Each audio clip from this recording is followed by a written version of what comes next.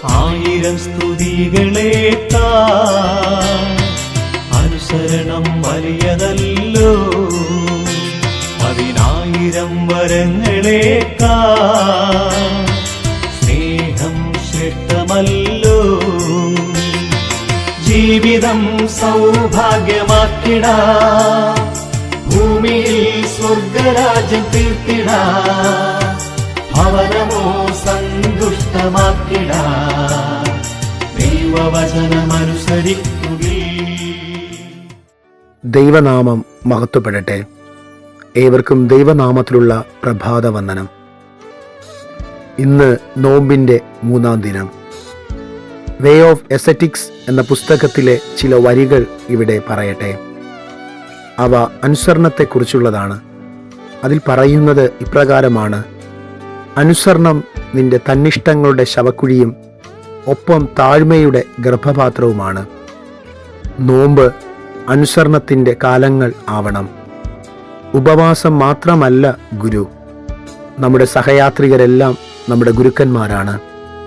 അനുഷ്ഠാനങ്ങൾക്കും പാരമ്പര്യങ്ങൾക്കും അർത്ഥവും ചലനാത്മകതയും നഷ്ടപ്പെടുമ്പോൾ അത് വെറും ആചരണമായി മാറും.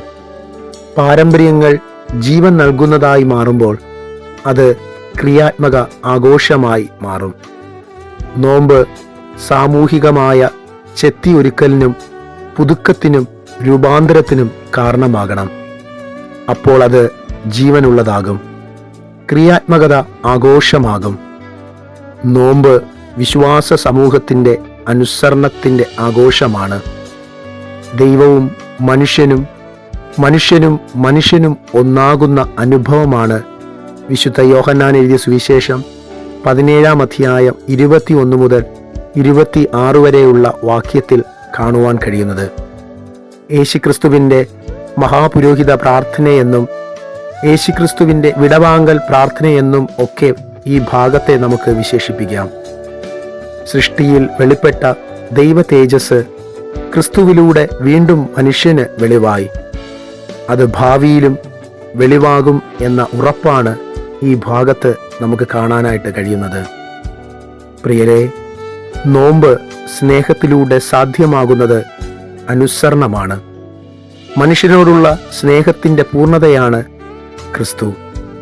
ദൈവിക സ്നേഹത്തിൻ്റെ തുടർച്ച വിശ്വാസ സമൂഹത്തിലും സാധ്യമാകണമെന്ന് ക്രിസ്തു ഇന്നും നമുക്ക് വേണ്ടി പ്രാർത്ഥനയിലൂടെ ആവശ്യപ്പെടുകയാണ്. ദൈവിക വെളിപ്പാടിൻ്റെ പൂർണ്ണത അനുസരണത്തിന് മാതൃകയായി തീരണം. വിശ്വാസ സമൂഹത്തിൻ്റെ ഒരുമയുടെ ലക്ഷ്യം സാക്ഷ്യമാണ്, അനുസരണത്തിൻ്റെ സാക്ഷ്യം. ക്രിസ്തുവിലൂടെ വെളിപ്പെട്ട ദൈവമഹത്വത്തെ ലോകം മനസ്സിലാക്കേണ്ടത് വിശ്വാസ സമൂഹത്തിൻ്റെ അനുസരണത്തിലൂടെയാണ്. അനുസരണം നമ്മുടെ ജീവിതത്തിൽ യാഥാർത്ഥ്യമായിരിക്കണം. അനുസരണം എന്ന് പറഞ്ഞാൽ കേൾക്കുക മാത്രമല്ല, മറിച്ച് പറയാതെ കേൾക്കുന്നതുമാണ്. ഈ നോമ്പ് കാലങ്ങളിൽ പരമഗുരുവായ കർത്താവിന് അനുസരണമുള്ളവരായി ജീവിപ്പാൻ നമുക്ക് നമ്മുടെ ജീവിതങ്ങളെ ക്രമപ്പെടുത്താം. ദൈവം അനുഗ്രഹിക്കട്ടെ. ആമേൻ.